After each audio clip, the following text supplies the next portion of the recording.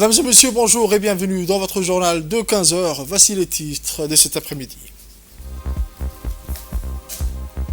Le Premier ministre a reçu le vice-président de la Banque mondiale.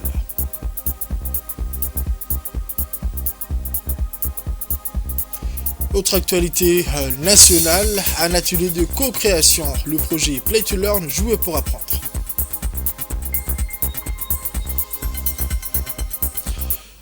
C'était les titres, mesdames et messieurs, les détails de ce journal à présent. Le Premier ministre, son Excellence M. Abdelkader Kamel Mohamed, a reçu dans son cabinet le vice-président de la Banque mondiale, M. Ousmane Dione, accompagné du ministre des Finances, M. Ilyas Moussa Dawale.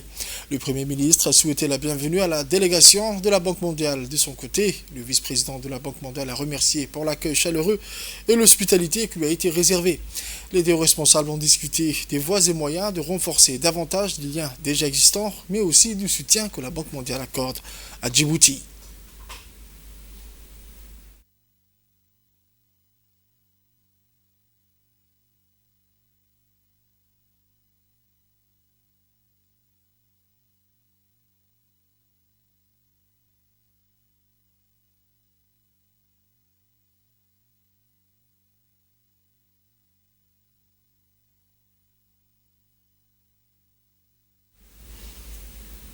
Autre actualité mentionnée dans le titre, le projet Jouer pour apprendre Play to Learn, financé par l'USAID et mis en œuvre par Mott MacDonald, franchit une nouvelle étape dans sa mission d'améliorer l'accès à l'éducation préscolaire et la qualité des services à Djibouti. Le troisième atelier de co-création s'est tenu au Sheraton Hotel, réunissant les principales parties prenantes du projet dans une démarche collaborative axée sur la qualité et l'inclusivité de l'enseignement préscolaire pour les jeunes enfants de 3 à 6 ans. Les différents partenaires d'exécution, à savoir le ministère de l'Éducation nationale et de la formation professionnelle, le ministère de la Femme et de la Famille, l'Union nationale des femmes djiboutiennes, l'UNFD et l'association Sunna al-Haya se sont réunis pour dresser le bilan des activités réalisées durant les deuxièmes années du projet, le MENFOP. Cette phase a permis d'identifier collectivement les défis rencontrés ainsi que les perspectives pour les années à venir. Le MENFOP, la MFF, l'UNFD, ce projet réalisé par l'USAID, cette innovation de l'année a permis à chaque partie prenante de faire une introspective et de partager les bonnes pratiques ainsi que les axes d'amélioration. Au cours des présentations, une vidéo a été diffusée mettant en lumière une école accompagnée par le projet Play to Learn du MENFOP. Depuis son lancement, le projet Play to Learn a jeté des bases solides pour moderniser l'éducation préscolaire à Djibouti. Le projet met en œuvre des méthodologies pédagogiques innovantes en insistant sur l'approche par le jeu et la création d'environnements d'apprentissage. Le MENFOP est donc pour stimuler, répondant aux besoins spécifiques des enfants à bas âge. À travers ce troisième atelier de co-création, l'USAID et ses partenaires réaffirment leur détermination à accompagner les enfants djiboutiens dans leur développement éducatif et personnel. Le projet garantit tous les enfants, y compris les plus vulnérables. Le projet Jouer pour apprendre, Play to Learn, financé par l'USAID, comme je l'ai dit, le projet garantit que tous les enfants, y compris les vulnérables, puissent bénéficier d'un enseignement inclusif et équitable. On écoute à présent un extrait du représentant de l'USAID. Vous le savez, ce projet est à mi-parcours. Il y a eu des réalisations louables jusqu'à présent. Je pense à l'introduction de l'approche basée sur les jeux. Je pense à la revue de TLM et l'intégration justement de cette approche dans les TLM, je veux dire le matériel de lecture. Je pense à cette fameuse campagne de sensibilisation. Donc, je pense qu'il y a eu des réalisations, même si, bien sûr, le projet quand même a pris un certain nombre de retards. Mais, en dépit des défis, parce qu'il y a des défis, en fait, il y a des défis, au dépit des défis, l'USAID vraiment s'attend à ce que le projet apporte des solutions innovantes qui appuient le but du projet. Le but du projet, c'est d'augmenter, bien évidemment, le nombre d'enfants dans l'enseignement préscolaire. Donc, c'est au projet de venir avec des solutions innovantes et réalisables. J'espère que ces 2 jours vous permettront de dégager des interventions efficaces avec des cibles claires et réalisables et vous permettront de développer un plan d'action de la 3e année qui soit réalisable. Je voudrais dire au nom de l'USAID ici, je voudrais d'abord remercier l'équipe de Mott MacDonald qui a organisé cet atelier, mais aussi je voudrais dire un grand merci à tous les partenaires qui nous appuient dans la mise en œuvre de ce projet. On écoute à présent la représentante du MFF qui a souligné l'importance de la collaboration entre les différentes parties prenantes pour assurer le succès du projet et de l'amélioration continue de l'éducation préscolaire à Djibouti.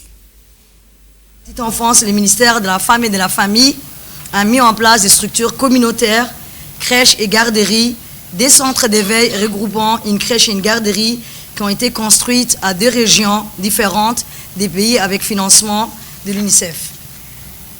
Autant nous sommes convenus à l'échelle nationale que la question de l'enfance thématique transversale par excellence requiert un haut degré de coordination entre les différents partenaires concernés. Autant nous considérons qu'il est nécessaire pour nos pays de renforcer le dialogue, la concertation, l'échange d'expériences afin d'assurer à nos enfants des politiques harmonisées des préventions, des protections et des prises en charge.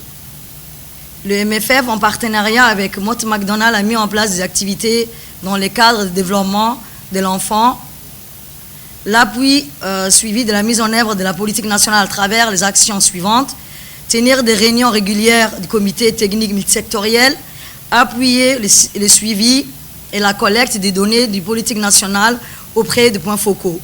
L'appui financier aux mutuelles à travers les AGR, aux mères dont les enfants sont inscrits aux garderies, injecter des fonds des garanties dans la caisse mutuelle dans le cadre de renforcement des garderies communautaires pour contribuer au financement des salaires des éducateurs en vue d'assurer le fonctionnement des garderies communautaires qui sera uniquement en cas de force majeure. Monsieur Abdiderir, directeur général de l'enseignement du MENFOP, a indiqué pour sa part que le projet Play to Learn va jeter des bases solides pour moderniser l'éducation préscolaire à Djibouti. On écoute ses propos. Je crois que cet atelier de co-création a une importance pour nous tous parce que déjà un travail a été réalisé l'année dernière avec le projet Play to Learn. Dans ces différentes activités, l'équipe de MacDonald a réalisé avec vous beaucoup d'activités, mais il en reste encore à réaliser cette année.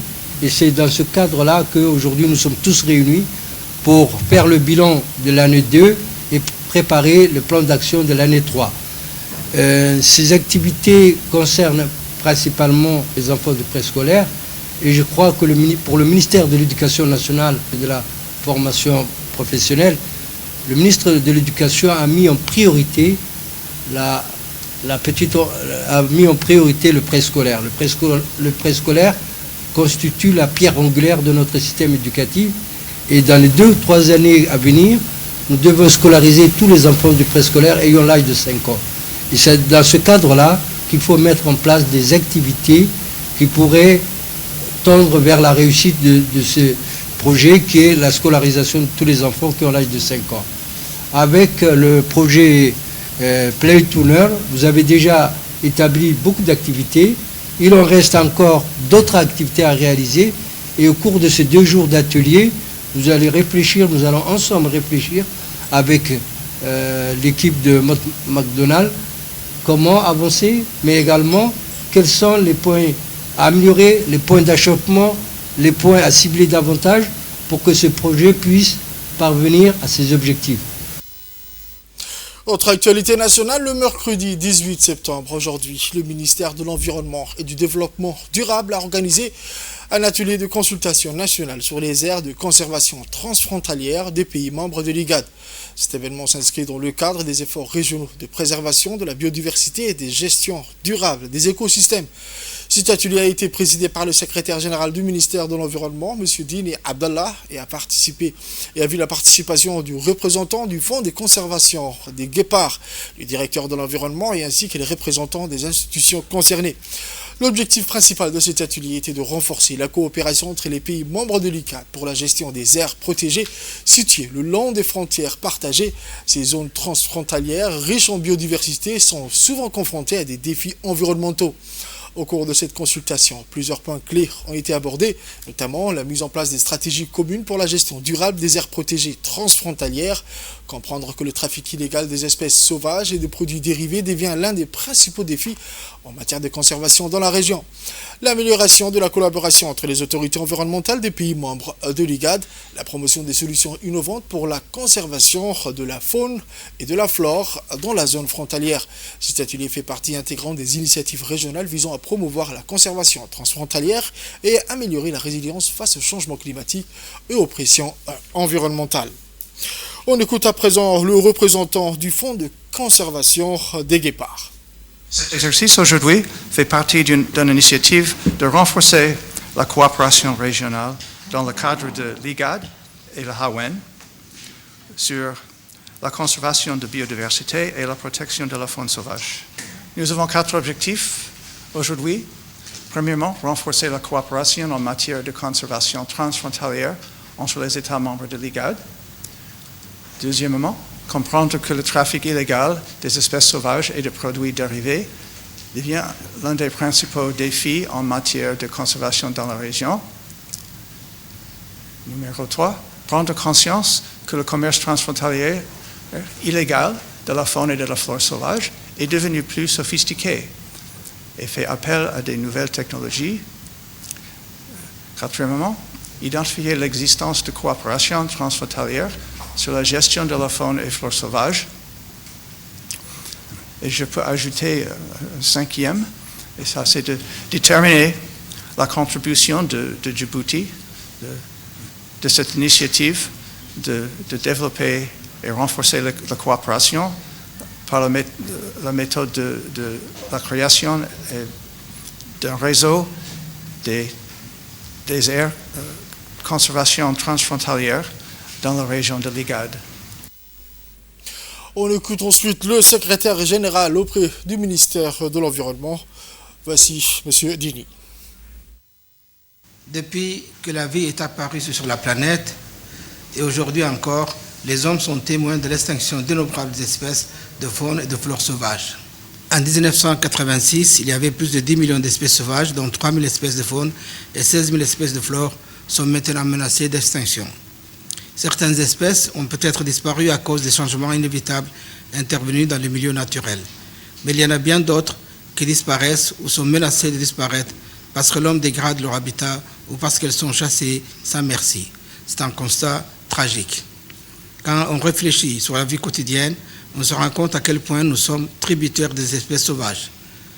Nourriture, vêtements, abris, tout ce qui est indispensable à la vie et aux activités économiques ne pourrait pas exister durablement sans l'utilisation des espèces sauvages. Mesdames et messieurs, comme vous le savez, Djibouti dispose d'une diversité biologique considérée comme relativement importante. Cette richesse est due aux écosystèmes clés que constituent les massifs coralliens, les mangroves et les formations boisées des montagnes. Ces écosystèmes abritent 1655 espèces animales et 880 espèces végétales. Situé dans un carrefour stratégique mondial, Djibouti pourrait être un pays de transit des espèces sauvages, d'où une vigilance accrue doit être observée en vue de protéger les espèces sauvages menacées. Ainsi, pour faire face à ce fléau, le gouvernement a mis en place des dispositions juridiques et institutionnelles pour lutter contre cette criminalité. Parmi elles, on peut citer la monographie nationale en 2000, le plan d'action pour l'environnement en 2000, la stratégie et plan d'action en faveur de la biodiversité actualisée en 2017, le code de l'environnement en 2009, la loi portant création des aires protégées en 2004 et le décret sur la protection de la biodiversité en 2004 et j'en passe. Ensuite, le grand format de ce journal se penche sur la sous-préfecture de Mouloud. Voici un mag préparé par la rédaction.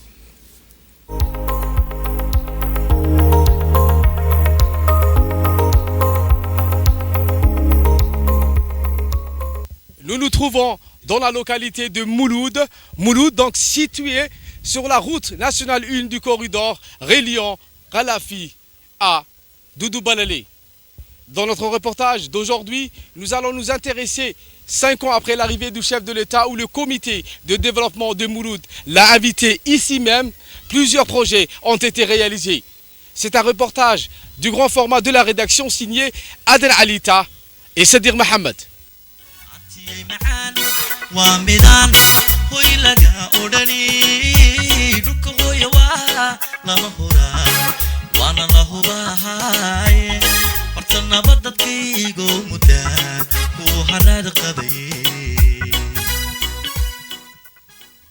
Mouloud, l'une des 3 sous-préfectures de la région de l'Unité, dit qu'il. Située à moins de 102 km de la capitale, la localité de Mouloud voit sa population augmenter d'année en année. L'on ne compte pas moins de 5000 habitants dans cette localité avec un climat doux et rafraîchissant. C'est un lieu d'estivage apprécié par les vacanciers djiboutiens fuyant les fortes chaleurs durant l'été.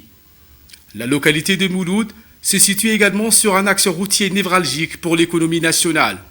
Il s'agit de la RN1 ou la route nationale 1, un corridor où transitent plus de 2000 camions par jour qui desservent l'Éthiopie voisine, ce qui fait de Mouloud l'une des localités qui se développe de manière fulgurante.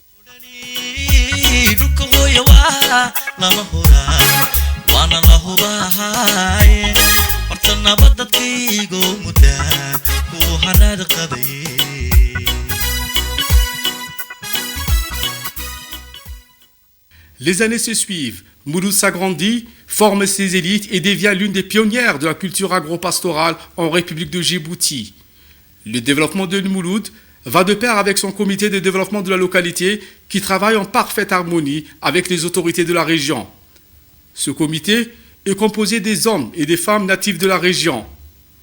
C'est en 2019, date historique pour la localité, où le comité de développement de la localité de Mouloud a invité le chef de l'État, Ismaïl Omar Guelleh, accompagné de la première dame et présidente de l'UNFD, Mme Khadra Mahmoud Haïd, lors de la célébration du 40e anniversaire de la création du village, autrefois dédié pour l'agriculture. Cette dernière n'est plus que des terres fertiles. C'est une localité qui a connu un essor économique où toutes les infrastructures de base, eau, école, centre de santé, électricité, qu'une ville pourrait y avoir sont plus ou moins présents. 5 ans après le passage du chef de l'État, la localité de Mouloud s'est métamorphosée. C'est ainsi que le comité de développement de Mouloud se sont exprimés. Bien des réalisations ont été faites, nous a fait part le secrétaire général du comité de développement de Mouloud. Le couplet présidentiel a répondu à notre appel et ont pris part aux 40 ans d'existence de la localité de Mouloud, 79-2019. Le comité dont je représente aujourd'hui en tant que secrétaire général, compte tenu de l'absence de son actif président, M. Mahmoud Roble-Dabar, en mission de travail. Je tenais à faire part de ma gratitude au chef de l'État en premier lieu, la première dame et le gouvernement dans son ensemble. 5 ans après, il est de notre devoir de faire part aux changements qu'il y a eu dans cette localité. Des infrastructures de base que nous avions sollicitées ont bien vu le jour. La construction de 30 logements sociaux réalisés par 2 entrepreneurs locaux et 3 mois après, la remise des clés aux bénéficiaires par la fondation IOG et un programme d'électrification gratuit pour les ménages à faible revenu. La construction d'un lycée flambant neuf par le MENFOP. Autrefois, les lycéens de cette localité devraient emprunter un bus pour faire les classes à Dikil, chef-lieu.